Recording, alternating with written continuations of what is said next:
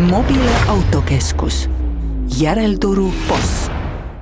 Idealautos on autovahetus kiire ja lihtne. Meie müügisalongis ootab sind lai valik garantiilisi vähekasutatud autosid. Rootsist tellitud auto kätte vaid 7 päevaga.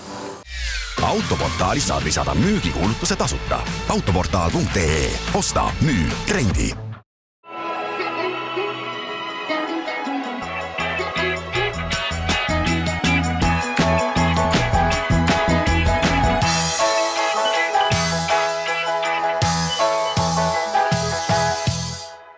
Tervist, rõõm näha, sellise vihmase ja sombuse ilmaga alustame oma tänast motomelu saadet. Aga nagu teada on, aasta lõpp vaikselt terendab silme ees ja see on paslik aeg vaadata võib-olla lõppevale aastale otse ja seda me koos Idealautoga teeme. Käime ära ka Tartus, teeme juttu ATV-dest ja lumesahkadest. See, et täna vihm sajab, ei tähenda, et lumi tulemata jääb. Aga loomulikult see ei ole veel kõik. Teised lood on ka kohe teie ees. Head vaatamist!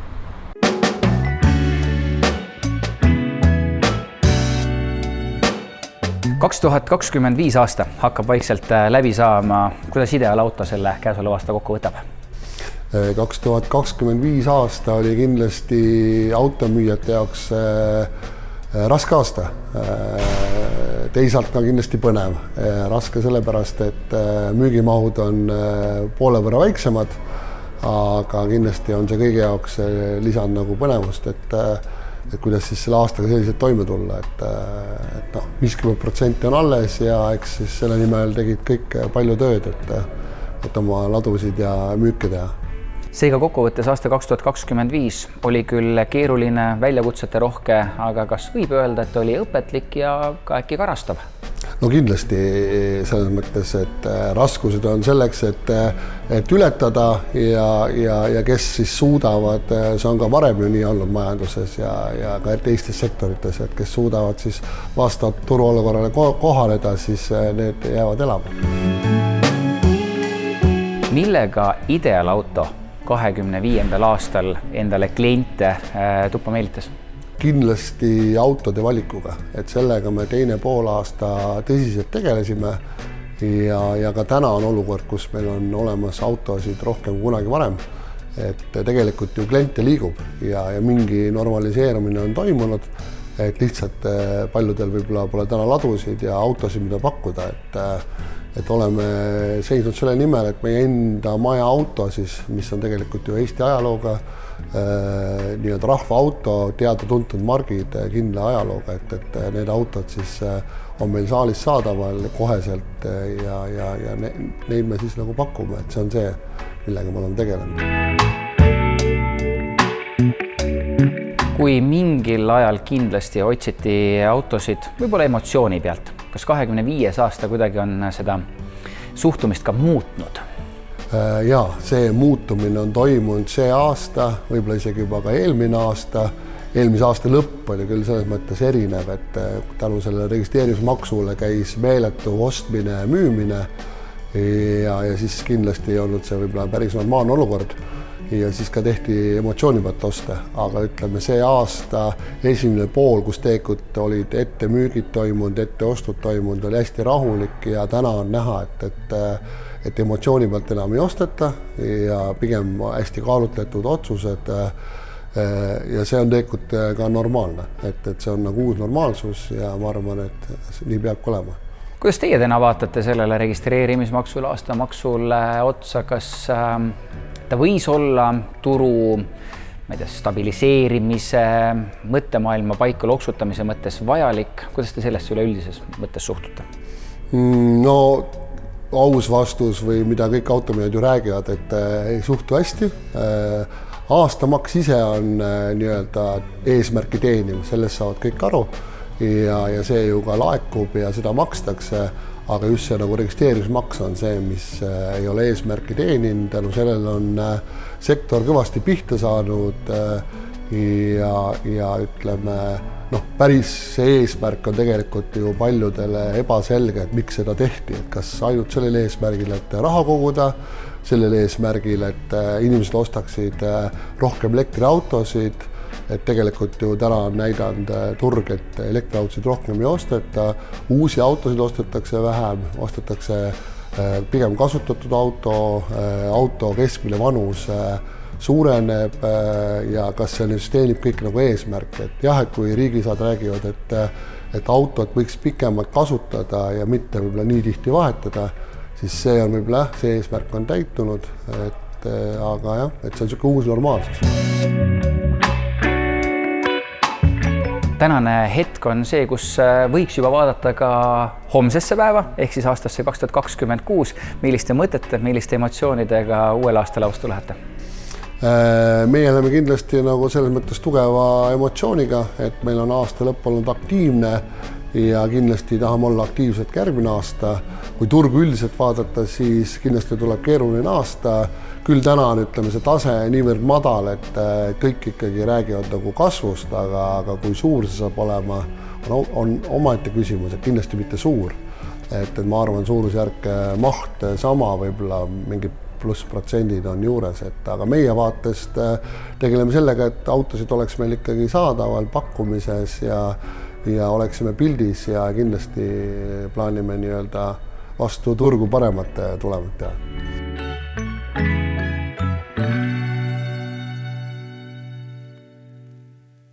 Nüüd sõidame Tartusse, sest seal on meie head sõbrad osaühingust Motohobi. Ja talvetuleku eel ongi paslik hakata rääkima ATV-dest, lumesahast ja otse loomulikult lume lükkamisest. Jagame ka kasulikke näpunäiteid, nii et head vaatamist!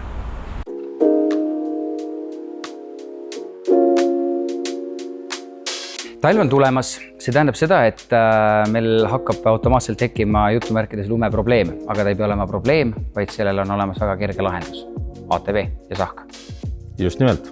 Et vaadates täna meil ilm on heitlik, lund veel ei ole, aga see tähendab seda, et meil lund ei tule. Et kindlasti vähemalt meie visiooni ootus on see, et meil tuleb lund ja kui tuleb lund, siis on inimestel lumesahka rohkem vaja kui Fiskars ja labidat. Ehk siis täna ikkagi võiks öelda, et 80% müüdavatest ATV-dest, kui inimene vähekenegi lumest on teadlik, siis ta vajab ka sinna lumesahka. Ja see on, nagu ma ütlesin, 80% ATV-dest ikkagi ka komplekti kuuluvuse osa, et see lumesahk täna Eesti inimese jaoks. Me oleme natuke sellised maakad, et see on tegelikult ikkagi natukene vajalik ja saad oma töö oluliselt lihtsamini ära teha.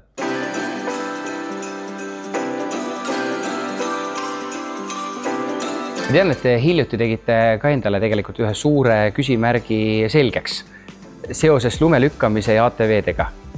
Vastab tõele. Tegelikult me oleme saanud seda küsimust päris pikalt, ennekõik inimeste poolt, kuna inimesed on saanud vastakaid küll arvamusi sõprade tuttavate poolt kui ka isegi mõndade ametnike poolt, et siis reaalselt küsimus seisnes selles, et kui ma paigaldan ATV-le lumesaha, siis kas ma võin päriselt selle tänava legaalse ATV-ga lükata ka tänaval lund.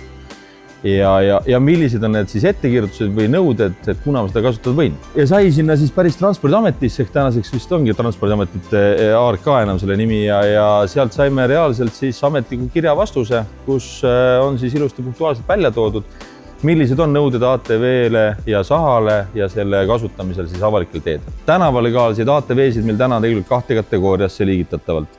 On L-kategooria sõidukid ja on traktori ehk T-kategooria sõidukid. Mõlemad võivad oma tänavaliikluses lumesahka kasutada, küll aga lume lükkamisel avalikel teedel peavad need kasutama esiteks niisugust väikest lisavidinat nagu vilkur, see on kohustuslik ja teisalt siis lumesahk ei tohi ulatuda ATV-l siis ei paremale ega vasakule poole rohkem välja kui 20 cm. Selliselt, kui need nõuded täidetakse, on see siis täiesti lubatud selle sahaga tänava peal seda lund lükata. Kas see tähendab siis seda, et kui sahk on 20 cm emba kumbale poole ATV-d laiem, siis unustage ära, ei tohi sellega enam sõita? Ei, sugugi mitte. Tuleb lihtsalt siis, kuna ta on juba siis mõõtmetelt üle läinud, siis tuleb see lihtsalt vastavate ettekirjutuste põhiselt märgistada. On see siis kas ääretuli või elkuriga antenn, aga see asi peab olema märgistatud, et kaasliiklejatel oleks näha, kui kaugele see sahk ulatub. Sest lihtsalt see sahk võib muutuda siis kaasliiklejatel ohtlikult. Ja praegusel juhul me ei räägi vaid lume lükkamisest, vaid ka siis sahaga avalikul teel sõitmisel. Ikka jah, sest sa selle ATV-ga pead ju jõudma sinna objektile või teise maja juurde, kuhu iganes sa siis lähed ikkagi avaliku teed pidi. Ja kogu aeg see sahk maas sõita ei saa. et sul ikkagi liikumise ajal peab olema samamoodi see asi samade nõuete järgi ka siis tähistatud. Nii, kui inimene saab teilt ATV, saab saha, kas ta saab ka vilkuri? Kindlasti.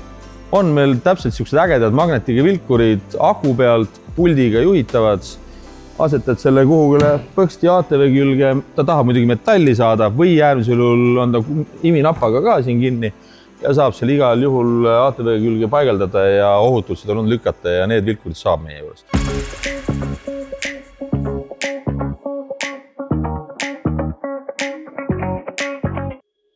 Kas eestlane oskab ATV juures seda lumesahka õigesti kasutada? Võiks öelda, et oskab, aga kindlasti ütleme, et ülekordamine ei tee kindlasti seal nagu kahju või pigem kasu, sest täna ka lumesaha maailm on nii palju arenenud nagu iga teine tehniline pool, et ka lumesahkasid täna meil on müügisaalis, ma arvan, et siuke jämedalt 8-9 sorti, funktsionaalsuse mõistes ja ega iga inimene ei pea nagu teadma, mis konkreetse lumesaha nagu siis toimimise efekt võiks olla või mille jaoks see konkreetne sahk mõeldud on.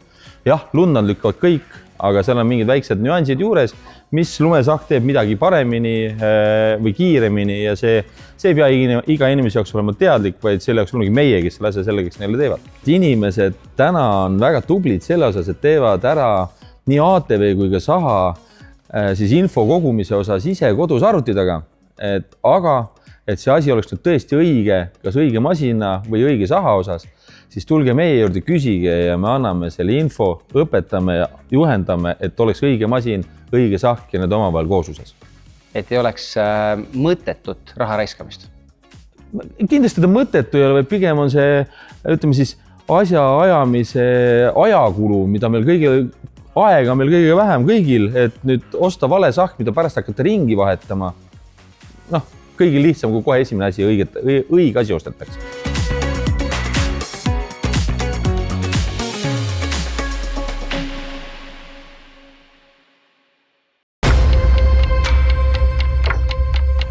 Mobile autokeskus. Järelturu boss. Ideaalautos on autovahetus kiire ja lihtne. Meie müügisalongis ootab sind lai valik garantiilisi vähekasutatud autosid. Rootsist tellitud auto kätte vaid 7 päevaga. Autoportaalis saad lisada müügikuulutuse tasuta. Autoportaal.ee. Osta, müü, rendi.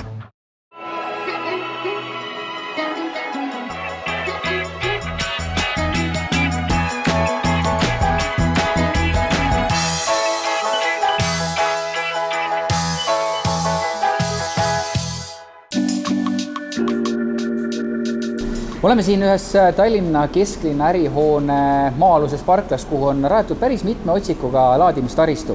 Miks üleüldse kinnistu omanik või siis ettevõtte juht täna selliste teemade peale nagu mõelda võiks? Miks see oluline on?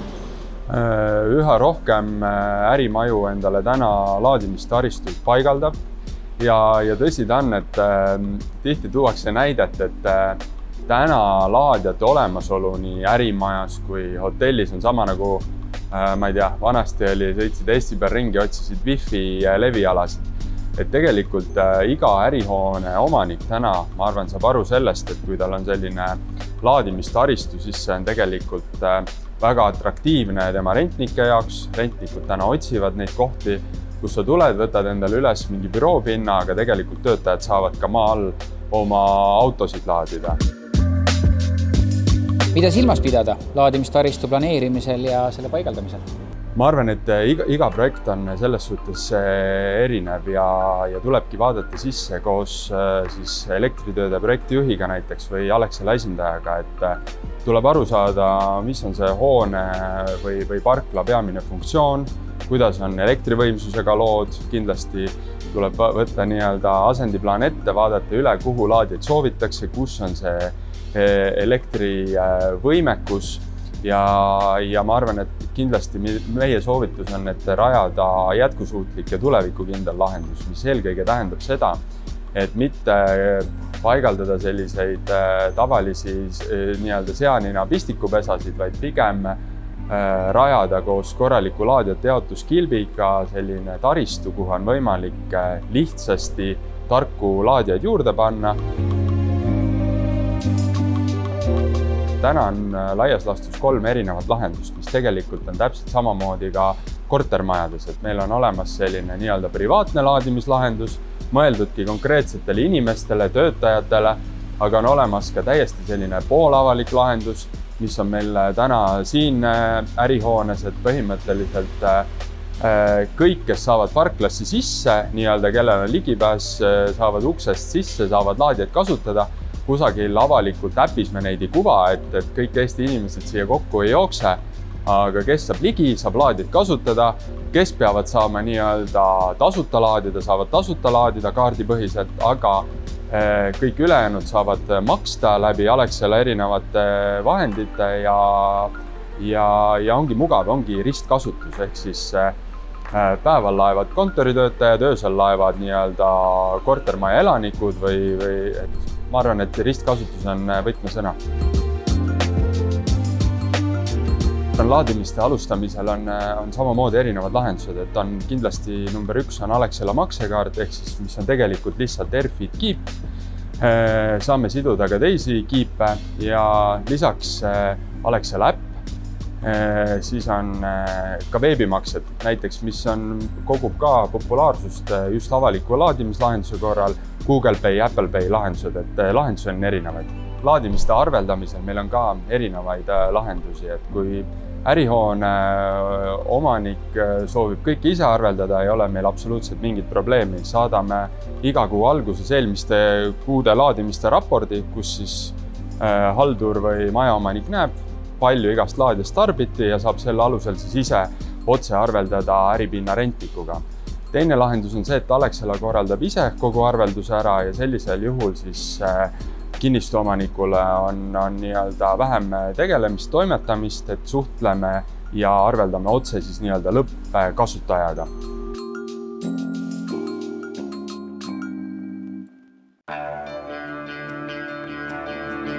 Aasta 2025 hakkab läbi saama ja on aeg teha ju kokkuvõtteid. Kuidas Autopeil läks käesolev aasta?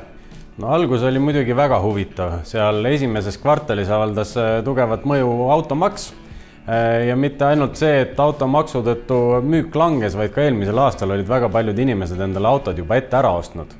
Ja selle tõttu turg kukkus umbes 2/3.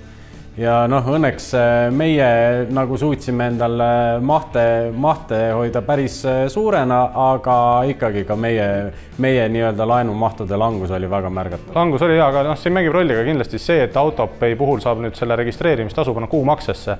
Et niipea kui kliendid seda õppisid tundma, seda kasutama, et siis kasutatud autode turul nii-öelda taastumine oli natuke kiirem kui uute autode turul.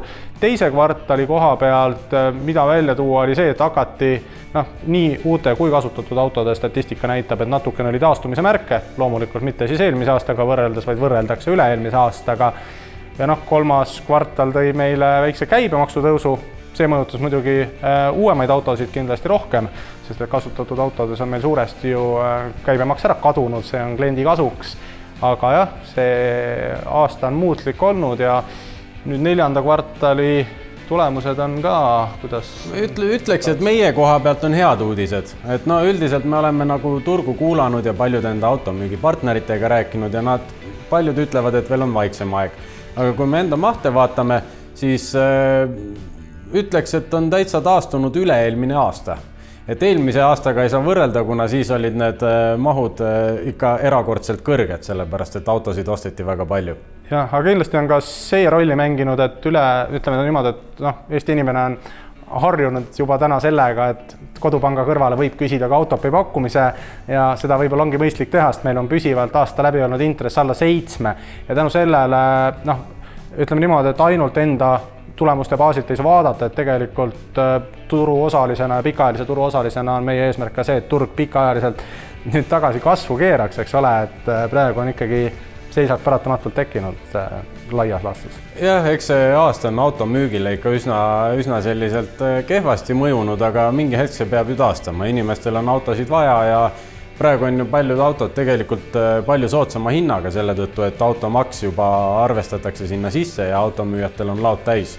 et tegelikult võib-olla praegu ongi kõige parem aeg autot osta, et võib-olla kui see turg taastub, siis taastuvad ka hinnad juba. Ja kasutatud auto puhul, kus juures on ka see oluline ära märkida, et tegelikult see hind ei ole ju kivist, muidugi ei tasu minna nüüd automüüja juurde ja öelda, et ma annan sulle 10 000 asemel 3, eks ju, et see on, ma arvan, enda ja teiste raiskamine, aga räägime ikkagi sellest, et turg on muutlik ja tegelikult kasutatud autode hinnad on muutunud ka selle aasta lõikes. Nii, need olid jutud aastast 2025, aga millise pilguga te mehed 2026. aastal otsa vaatate? No 2026 peab kindlalt tulema võimsam kui 2025, sest et olgem ausad, siit enam palju kukkuda ei ole, et selles suhtes... Ei, kindlasti tuleb hea aasta ja olgem ausad, ega inimesed harjuvad kõigega ära ja automaksuga ja siin käibemaksuga ja kõigega peab ka lõpuks harjuma. Peame jah, enda valikutes. Elu läheb edasi, pole midagi parata. Peame enda valikutes, jah, võib-olla vaatama lihtsalt sellise ratsionaalse pilguga, et natuke kilovatte jätame tulevikku ja täna lepime natukene väiksemate võimsustega ja saame punktist A punkti B ära liigeldud. Absoluutselt ja kui tahad suuremat võimsust, siis tuleb lihtsalt rahakott valmis panna. Ja kasko vabalt, püsivalt autot ei saadavad, nii et selles suhtes oleme uuel aastal kindlasti klientidel olemas ja võib öelda, et meie uus aasta lubadus võiks ka olla see, et jätkuvalt soodne, püsimatult head tingimused kõigile klientidele.